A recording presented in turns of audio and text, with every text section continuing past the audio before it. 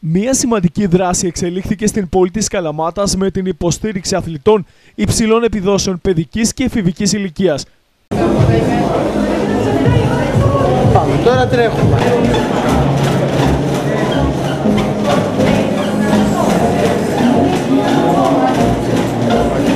Στη Μεσσηνιακή πρωτεύουσα και το Δημοτικό Στάδιο βρέθηκαν τα μέλη της Μονάδας Αθλητικής Αριστείας.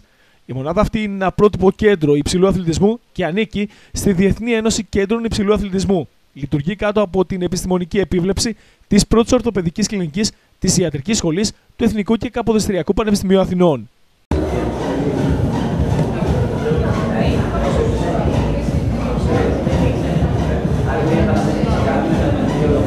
Στην όλη δραστηριότητα ελέγχθηκαν επιλεγμένοι αθλητές υψηλής απόδοσης που έχουν ήδη προταθεί από τα σωματεία τους και συμμετέχουν σε εθνικές ομάδες όλων των αθλημάτων. Αυτά τα παιδιά που αποτελούν το μέλλον της Ελλάδας έτυχαν εξατομικευμένης ιατρικής και επιστημονικής υποστήριξης. Η δράση της αθλητικής αριστείας είναι πλέον πραγματικότητα.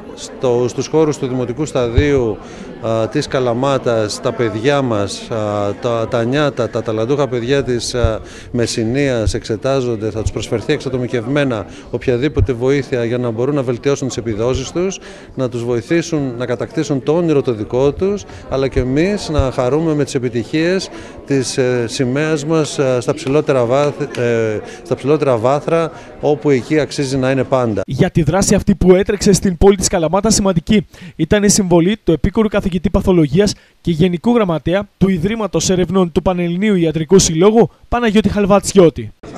Αυτό το γεγονός, αυτή η δράση να μην είναι απλά ένα πυροτέχνημα, αλλά να καθιερωθεί σαν θεσμός στη Μεσσηνία, να έρχονται σε τακτική βάση, ούτως ώστε και περισσότερα παιδιά να ωφεληθούν, αλλά ταυτόχρονα να γίνει και ένας σωστός προγραμματισμός όσον αφορά την παρακολούθησή τους και την απόδοσή τους. Φυσικά θεωρούμε ότι ένα κενό το οποίο υπήρχε στην Ελλάδα ήταν αυτό της επιστημονικής και αθλητικής επίβλεψης, ολιστικής επιστημονικής επίβλεψης των Ελλήνων αθλητών, ώστε να μπορούν και οι Έλληνες αθλητές και προπονητές να σχεδιάσουν με επιστημονικό τρόπο την προπόνησή τους και με ίσους όρους να μπορούν να συναγωνίζονται σε διεθνείς διοργανώσεις. Αυτό το κενό που υπήρχε στον ελληνικό αθλητισμό είναι αυτό που έρχεται να καλύψει το τμήμα αθλητικής αριστείας της πρώτης ορθοπαιδικής κλινικής. Επιστημονικός υπεύθυνος είναι ο κύριος Κουλουβάρης. Είμαστε πολύ τυχεροί που έχουμε το Ίδρυμα Σταύρος Νιάρχος να χρηματοδοτεί εξ ολοκλήρου και αποκλειστικά τις δράσεις μας και θεωρούμε ότι αυτό θα βοηθήσει σημαντικά τις ελληνικές εθνικές ομάδες και την Ολυμπιακή Επιτροπή. Παράλληλα, θα πρέπει να σημειωθεί πως σε ανοιχτή παρουσίαση προπονητές, υπεύθυνοι αθλητικών σωματείων, καθηγητές φυσικής αγωγής πρωτοβάθμιας και δευτεροβάθμιας εκπαίδευσης, που είναι τα φυτόρια των νέων ταλαντούχων παιδιών, αλλά και οι οικογένειες των αθλητών, ενημερώθηκαν με συστάσεις εντατικοποίησης στην απόδοση, πρόληψη αλλά και οδηγίες γρήγορης αποθεραπείας τυχόν τραυματισμών. Τέτοιες εκδηλώσεις είναι πολύ σημαντικές για την πόλη μας, γιατί μαθαίνει ο κόσμος ότι για να έχουμε υγεία πρέπει να υπάρχει και άθληση, γιατί αυτά τα δύο είναι αλληλένδετα και πολύ σημαντικά. Στηρίζουμε πάντοτε τέτοιες δράσεις οι οποίες έχουν να κάνουν με την υγεία, από όπου αυτές και αν προέρχονται.